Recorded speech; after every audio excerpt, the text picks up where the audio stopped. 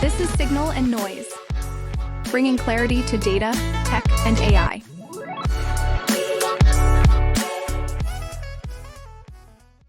Noise beaming in from possible day one Miami 2026. I've got a very special guest, Nathan Thomas, the CEO of Thomas Media Consulting. Welcome. Thank you, guys. Glad to have you. He is an expert in supply chain, supply path optimization, and everything associated with it, right? Yep. I think that's a good way to put it. The supply guy here. The supply guy. So I think, on that topic of, there's been a lot of talk about supply chain optimization.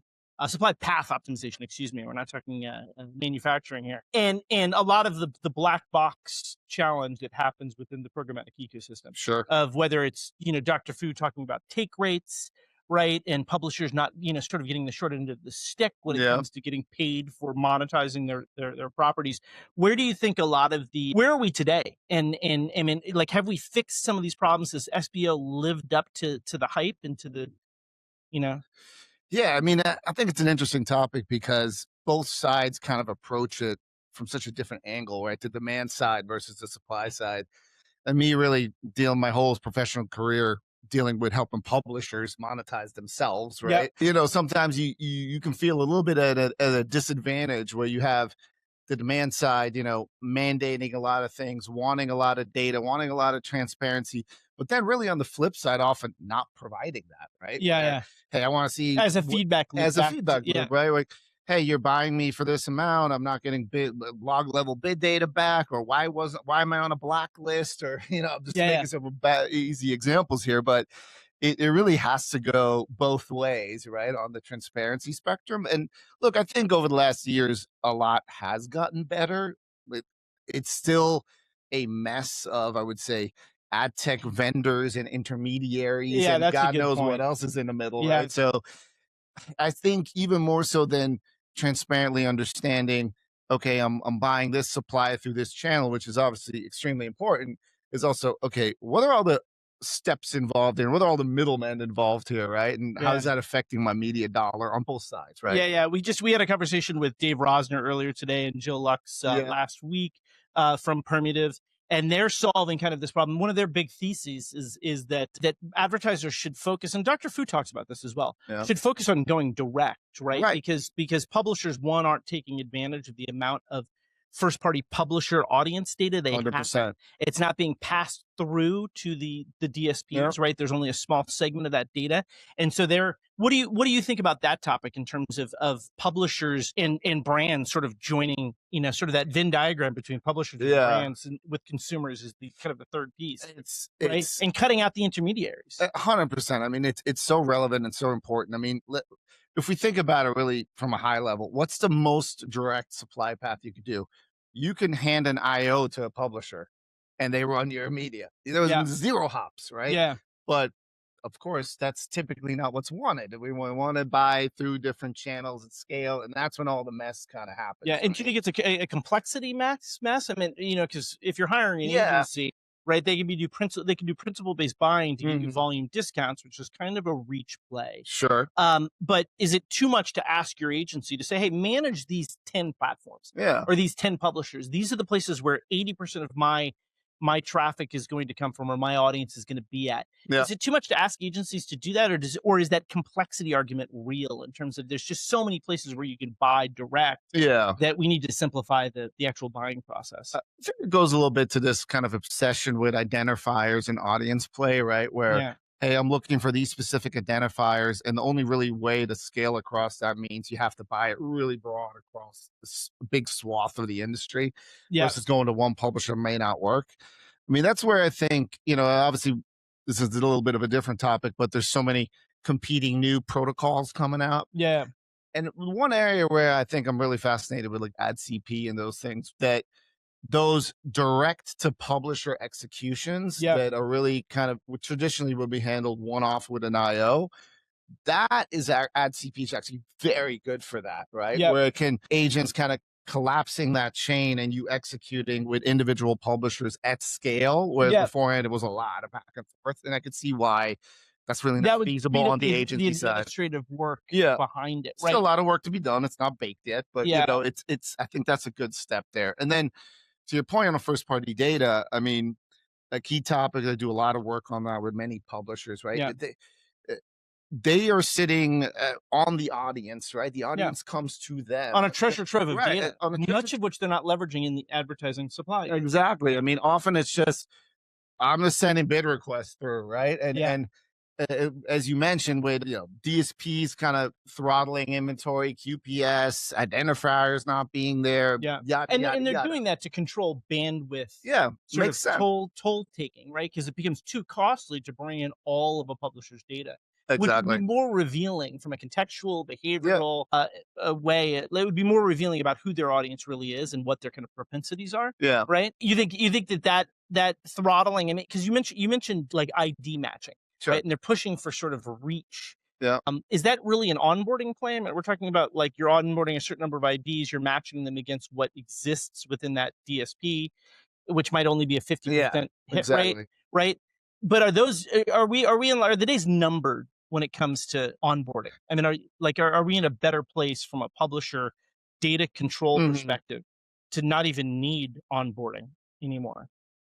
Yeah, and I think that really depends what's supposed to happen with the data, right? If it has to leave your publisher wall, so to say, that it can go into someone else's system, and that system needs to have that data to make buying decisions, then yes, you have to obviously onboard it into that other system. You've got to match with you got to match, and that gets back to kind of the ID obsession, right? I mean, every DSP and probably SSPs and others are primarily looking for their IDs, right? Like that's most important to them. Yes, it can transact on other things, but by doing so, you also leave out a massive part of the internet where there are no IDs, or those IDs that they're looking to match are not present. So, working deeper with the supply side to figuring out, okay, what kind of outcomes is the advertiser looking for and what does the publisher have? And try to match it up as best as possible. I mean, that seems to be like a really fruitful connection. And a more direct data connection, right? Correct. And with sort of the growth of data lakehouses, data warehouses, or data warehouse native applications, clean rooms, you could argue as well. And it does allow for kind of a pseudonymized match between data sources. But I think the challenge that I've seen is that advertisers and agencies just haven't had the level of access they need to that publisher data. So publishers aren't taking enough advantage of the rich data resource they have, which can more effectively drive better segmentation, better targeting, hopefully better outcomes, because it's more aligned to just a much broader profile of an audience, right? Yeah, and I think the other thing to mention there is that, look, there's only so many publishers that have all this authenticated traffic, right? With logged in users. There's just going to be a ton of publishers that just don't have that. So if that's all you're looking at, then again, you're ignoring it's an authenticated premium publisher play. But do you think that's let's get on that path. Do you think that the authenticated audience member, and Rio and I were talking about this with Joe in our last podcast, is do you think that reflects really what like media consumption is going to look like going forward, where more people are going to be basically interacting with less media channels, fewer media channels? We looked at our own experiences and we're like, how many news publications do you read? How many CTV publications or media companies do you subscribe to? The Netflixes, otherwise. And, I could probably count the total, and it's less than 20. Right. So it's not a huge amount. Right. And is that right? Do you think that's reflective of overarching consumer behavior in general, where people tend to focus and authenticate more frequently and have a tighter relationship with certain publishers versus just defaulting to kind of the open, the long tail web? Right. I mean, look, I think it's kind of a mixed answer, to be honest, right? I think what you said is totally true. I mean, if I think about myself, what websites do I go to and what apps do I use? I can probably count it on like one hand. Hands. Like it's the same ones all over. So all of it, which kind of goes back to the supply path quality. If you're seeing a ton of impressions and volume on random apps and websites, is that real? Because I mean, if I'm trying to reach CTV, isn't everybody on, I don't know, Netflix, Hulu, and then it kind of really tapers off. There's a few authenticated premium publishers, and then you've got all of this other inventory that may not even be appearing on the television. Right. What I will say though is that we can't forget the fact that there are kind of niche audiences that may actually have a lot of scale sometimes that aren't just not on those traditional platforms. And And I think a lot about, so gaming has always been near and dear to my heart. Oh, that's, like, I think let's cover that topic.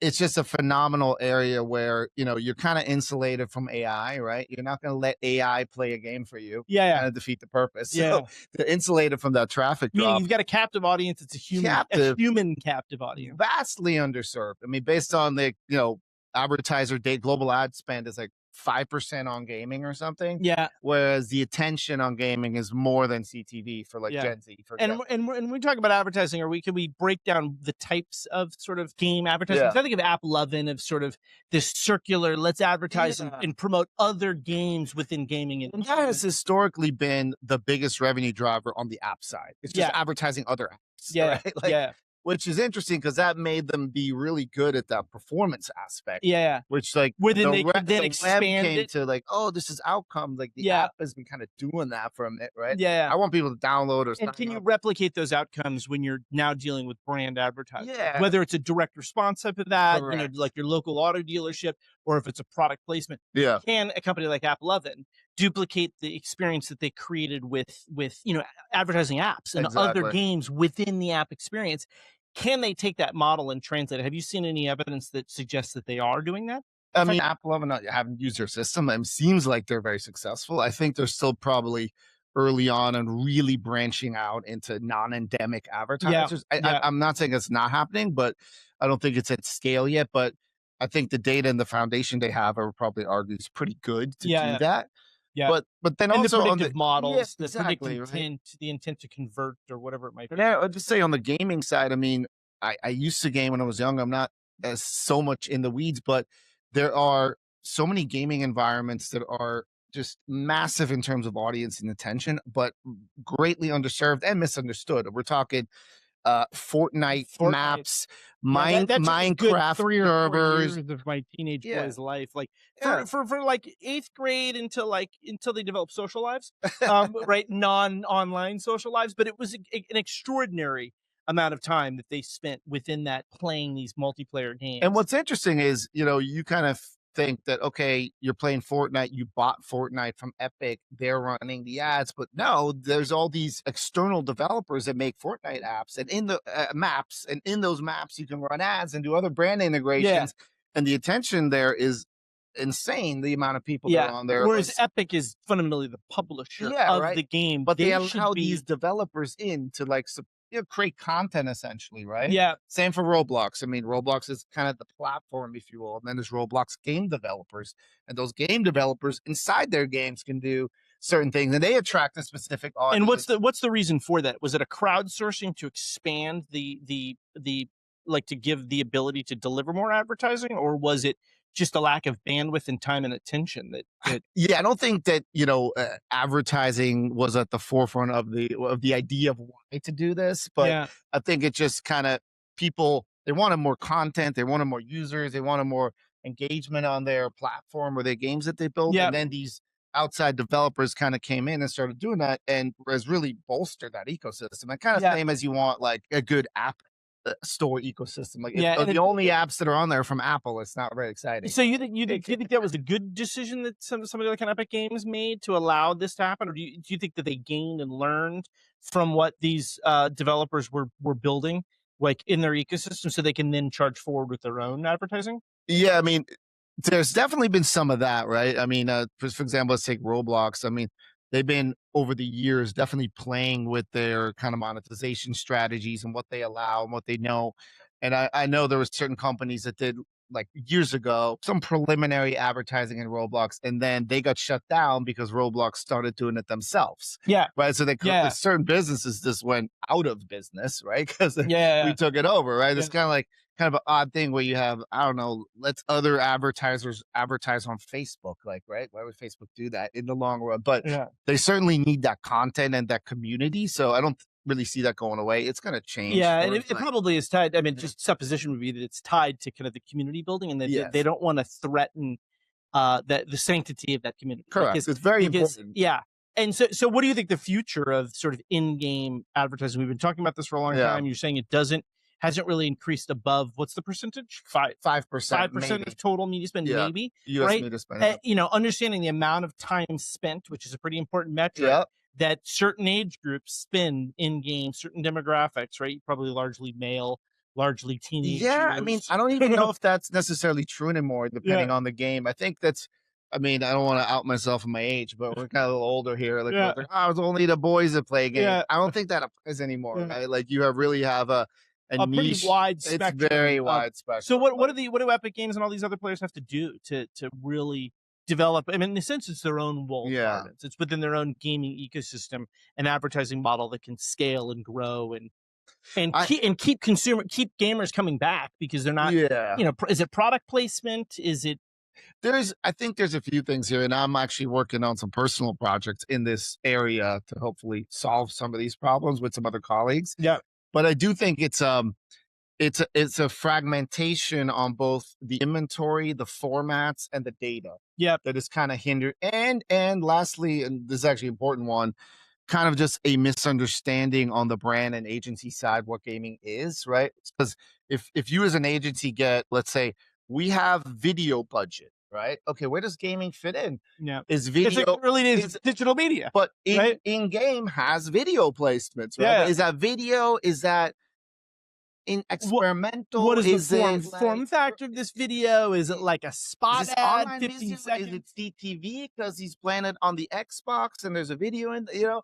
So I don't think they quite understand that yet. And it's sometimes, you know, you have these, oh, this is my social budget. This is my, and it doesn't, where do I fit it? Right. Yeah. So I think that's a big one. But then to going back on the other side, you know, again, for example, identity, you know, while I still believe not everything should be tied to identifiers and hashed emails and whatnot, you know, there is the need on the broader gaming ecosystem to kind of coalesce. Yeah. Right. Where you can then take someone that plays Roblox and you know who that is when they log into Discord and you know who that person is. And there's a total disconnect. Right. There's a little disconnect. And then the formats, right? Like, because you're not going, like, cookies are following you around browser environments. That's not there. That's not there. You're in this sitting on the, you might be in a desktop client, or you might be on a console, or whatever it may be, right? And then the formats, right? Like, okay, I did a dynamic in-game, I don't know, I put a billboard. I put a Wu-Tang Clan Nike branded store in a Fortnite map, and people are interactive. What is that on an impression level? How do you translate that to this is this CPM over here when I run banners, right? And those are things that, you know, I think we want to solve. There needs to be a fundamental standardization, and then a cross-platform, if you want to say, cross-platform. That's the important sort of identifier that can persistently follow players, that even if it's not within the same gaming ecosystem, like an Epic Games game, right? It could be another type of game on another platform. Yeah, it reminds me a little bit of OpenAP on the kind of television audience side, where competitors essentially came together, right? And it did something. So definitely working on that personally on some projects, and I'm excited for that space. Well, that's awesome. Yeah, we haven't talked to a ton of people about gaming. I think we had an earlier interview, but you mentioned the Wu-Tang Clan, and you realized that you just planted the seed in my head. And it was actually not planned or deliberate at all. In advance of this, that little did people know that you had a hip hop past. I did. Yeah. Tell us about that. In my old days in Switzerland, first I started on actually writing graffiti. And then I had to lay low for a minute after certain things happened. Wow. And then I got into more rap, and I was assigned to a label in Switzerland, and there's YouTube videos. Wow. DM me for the link. No. Yeah. It's on Spotify, you know, it's all good. And so what Martech industry? Yeah, so I was always extremely interested in advertising and marketing. And when I was going to school, I always knew I wanted to end up somewhere here, but I didn't know anything about ad tech. I was teaching media economics at the University of Zurich. Okay. Before I moved. Is this where you did the graffiti? Was it the streets of Zurich? Streets of Basel. Streets of Basel, yeah. So then I moved to Florida right around when I turned 30, and I started at what was then called Intergy, now Playwire, one of the premier publisher side monetization firms, and then was there for 16 years and kind of built a lot of the ad ops, yield ops data practices over there. And now I'm solo as a consulting, doing my own thing and talking to guys like you. Nice. Well, thanks for joining us. This has been wonderful. We had quite a windy backdrop with signal and noise. A nice one, though. But it is nice. We're on the roof on a little island right outside of Miami, and it's been a pleasure talking to you. Thanks for joining us today, and we'll have you on the pod for a full length. I'd love that anytime. All right, man. Thank you, Brad. Thanks you, Rio.